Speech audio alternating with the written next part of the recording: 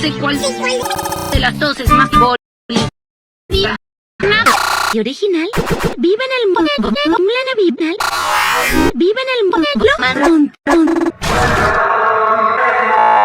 Así que el mundo de se está convirtiendo en un bosque de el pollito pío, el pollito pío, el pollito pío, el pollito pío, el pollito pío, el pollito pío. Gira que gira, sigue dando vueltas. De Susi se está desvaneciendo.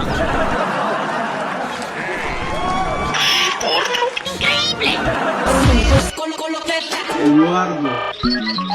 Papiado. Pues yo soy. Vengan al rap de Perú, al rap de Perú. Estúpidos que creen en Perú.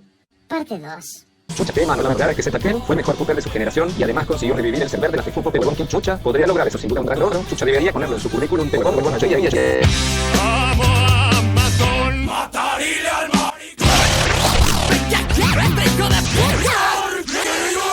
Ni una loli tengo aquí, claro que soy pedófilo, me dicen al salir, sí, pues no es mi culpa, pero eso es lo que soy, un amante pervertido del jodido maricón, quiero una vida.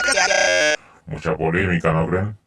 Pues bueno, solo le hablo a los ¡Hijo de puta! ¡Habla bien, hijo de puta! Todo el trabajo detrás de este torneo es pura mierda.